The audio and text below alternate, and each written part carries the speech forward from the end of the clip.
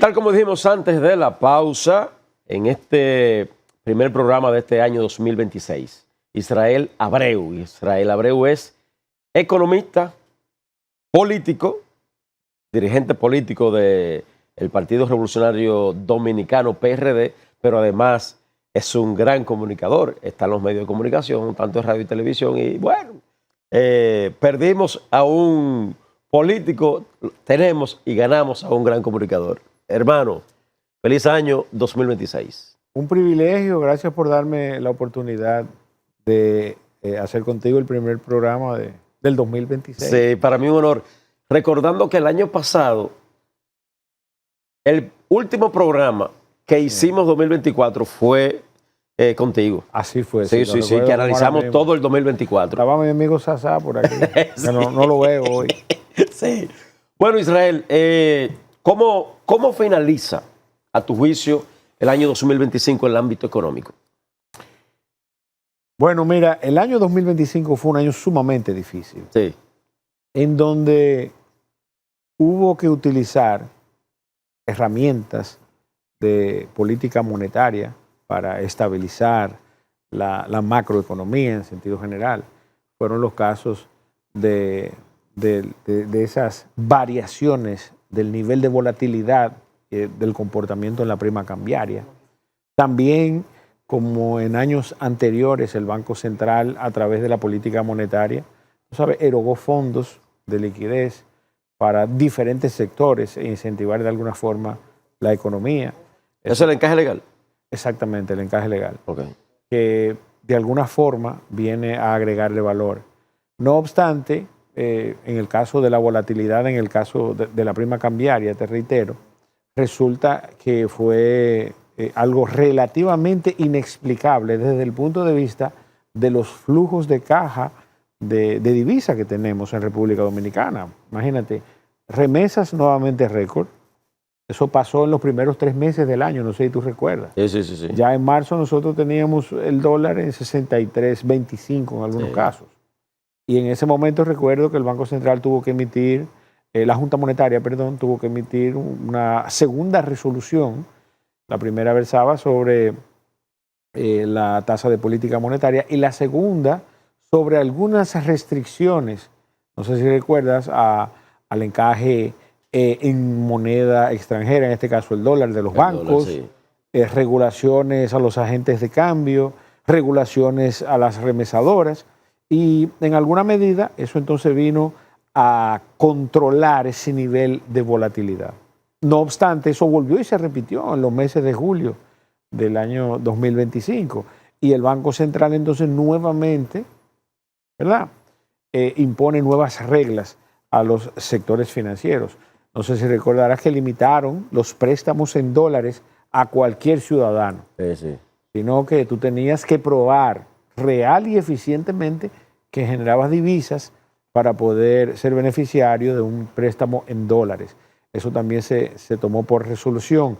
Se le marcó un porcentaje en base al capital de la institución financiera, en este caso los bancos múltiples, para que puedan tener una reserva disponible máximo, un tope máximo le pusieron en ese caso. Y nuevamente el dólar volvió a los niveles que se habían preestablecido a finales del año 2024 dentro de lo que fue el presupuesto, la ley 80-24, que establece el presupuesto del año 2025, específicamente el estudio macroeconómico que sustenta el presupuesto. Correcto. Y que establecía que la tasa del dólar se estimaba en 63.11.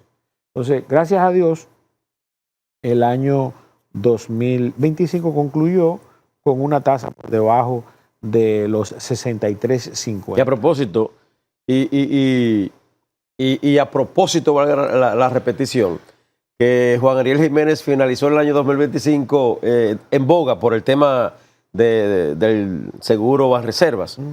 El propio Juan Ariel Jiménez había dicho de que en diciembre el dólar iba a llegar a 70 por 1. Eso no fue un desliz, no fue una aventura.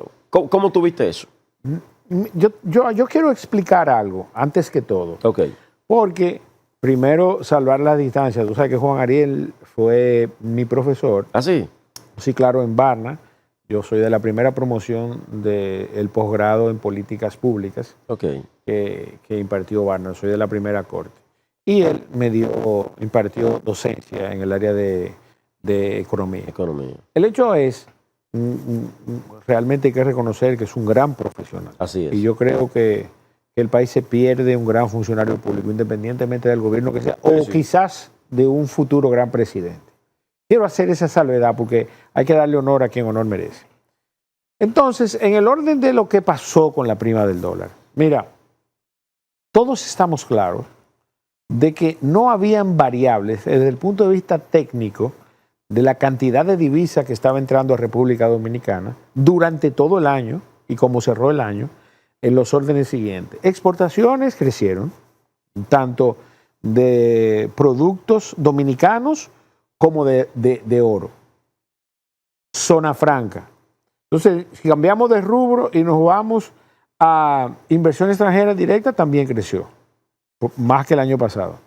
Si nos vamos al turismo, se mantiene. Sí, David Collado tiene unos altos todos los meses con eso.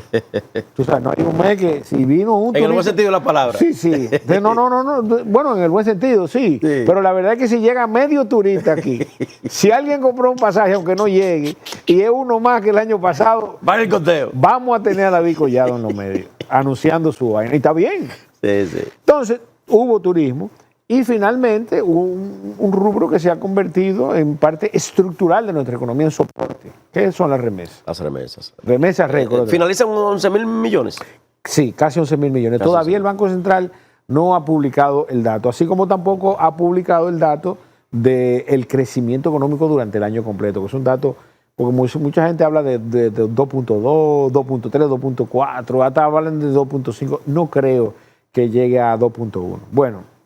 Entonces, en ese orden, porque diciembre realmente se notó, no solamente por las regulaciones de tipos sociales que impuso el Ministerio de Interior y Policía, sino también por la falta de recursos en manos de la clase media, que también es un dato que se observa cuando tú ves los datos de la Superintendencia de Bancos sobre la morosidad. Ese es un reflejo de que es financiando lo que estamos. ¿Un cuánto por ciento de la morosidad? Bueno, un 48%. Un 40 y tanto, sí. Entonces, eso es mucho. Claro, eso es mucho. Y entonces, en morosidad estresada, o sea, gente que tiene cuota a dos meses vencida, también aumentó un 7%. Entonces, ¿qué resulta de eso? Todas las variables relacionadas con el dólar estaban relativamente controladas, salvo, ¿verdad?, el descontrol en el gasto público.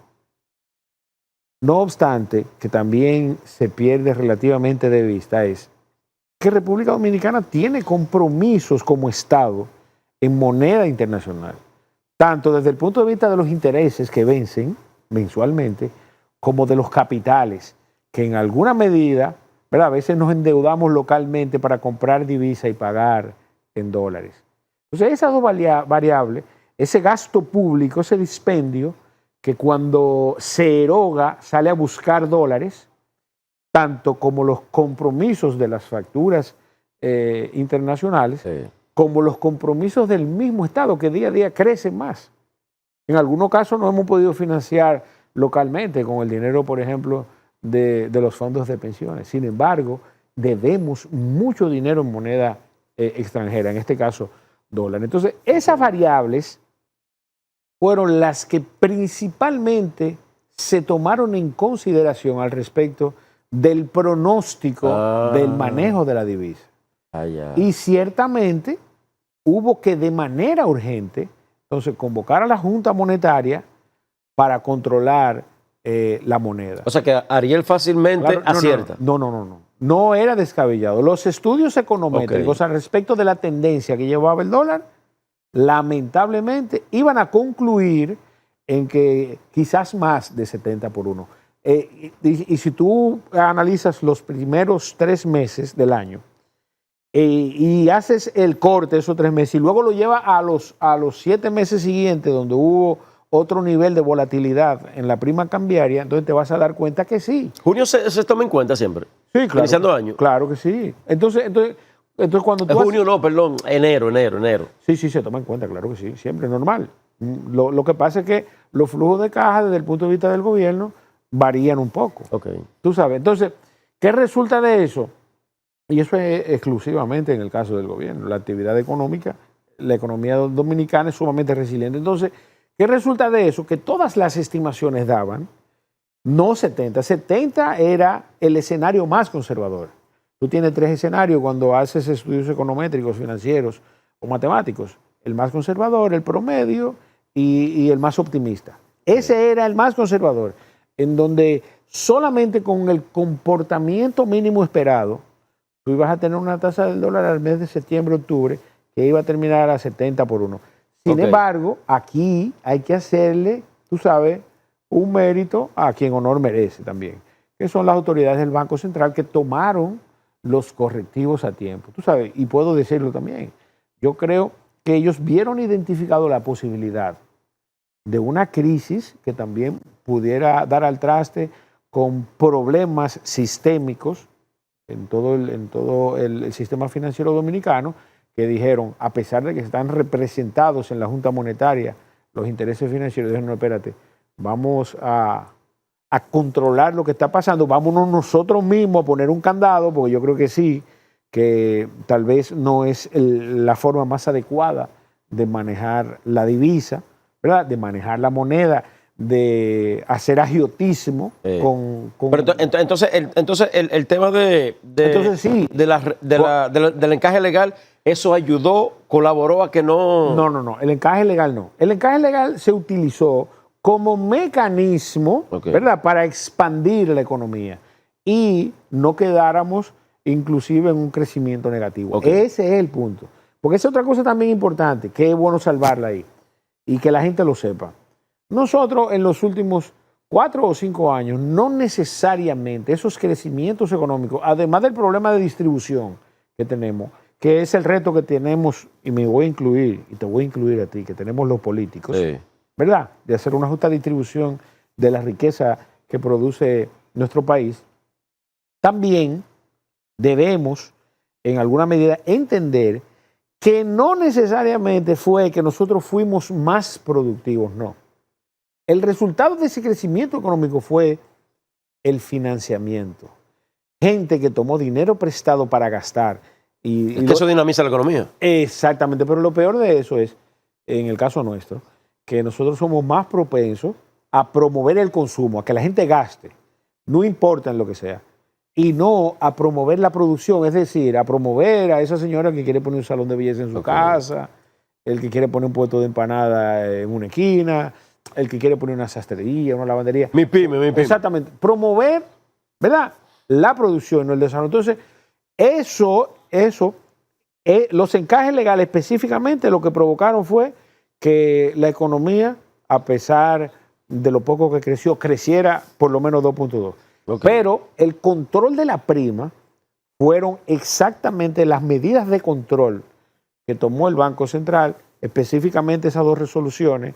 Una fue en marzo, a finales de marzo, y la otra no recuerdo muy bien si fue a finales de julio, que están relacionadas con el control de las remesadoras, de los agentes de cambio y de la banca múltiple en sentido general. Pero entonces, ¿esa parte qué consiste, esa parte? ¿Ese control en qué consiste? Por ejemplo, tú ibas a tomar un préstamo a cualquier institución de la banca múltiple dominicana. No te voy a mencionar, cualquier banco que preste en dólares. Y no necesariamente ellos, ¿verdad?, advertían que tú eras un generador de divisas para que cuando tu cuota venciera, tú como consumidor de ese préstamo, ¿verdad?, no le generaras presión a la economía cuando tuvieses que salir a buscar esos dólares. ¿Entiende el punto? Ese es uno. Otro punto, el banco es un negocio. En la medida que él acapara o administra la cantidad de divisas que tiene, él tiene un negocio en la mano. Y de hecho lo podemos ver. A ti te compran a 62 y te venden a 63. Ese es el margen que tiene el banco. ¿Verdad? Como diría mi profesora Laura Fiallo, saludos a doña Laura. Es el spread, ahí que está el negocio del banco. Entonces, en la medida que él acapara, especula, bueno, pues se beneficia. Entonces el Banco Central dijo, espérense. Entonces toma medidas respecto de ese nivel de especulación. Okay. Y otros que aunque pueden pasar inadvertidos, si lo observamos de manera específica, es el caso de las remesas, controlan las remesas, número uno, y los agentes de cambio también, que aquí hay varias agencias de cambio, que sacan los dólares en saco, tú sabes. Entonces, todo eso... A ese nivel. Claro, sí, se empezó a regular a partir de marzo. Con el encaje legal hubo muchas quejas, en el sentido de que, bueno, el Banco Central tiró para la calle 30.000 millones de pesos. Hubo dos. La primera fue de 80, ¿verdad? Más o menos. Sí. Y el segundo fue de 35 mil millones. Pero en los dos desembolsos hubo quejas en el sentido de que, pero cuando yo voy a buscar préstamo no hay para mí, porque la banca llama a sus clientes premium, a sus clientes VIP, y que el MIPYME, el emprendedor, cuando iba a buscar 2, 3, 4, 5 millones, no había para ellos. Tú sabes, ese es un reto que tienen las autoridades financieras. Ahí incluyo no solamente al Banco Central, sino también a la Superintendencia de Banco. Porque real y efectivamente, el negocio del banco es prestar. Y él va a poner su dinero en manos, porque el encaje legal es un dinero de él también, en manos de quien él entienda que tiene mayor facilidad para pagarle, donde menos riesgo asume. Ok. No obstante...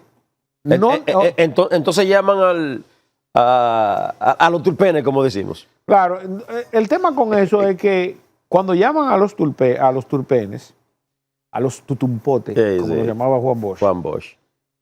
No necesariamente ese dinero se traduce en un incentivo a la economía, no. Porque si ese tutumpote toma ese dinero prestado para pagar una deuda más cara, no surtió ningún efecto. ¿Entiendes? Eso es importante. Eso es importante que la gente lo sepa. Sí. Vamos a la pausa, con tu permiso, Israel. Israel Abreu está con nosotros en este primer programa del año 2026. Vamos y volvemos.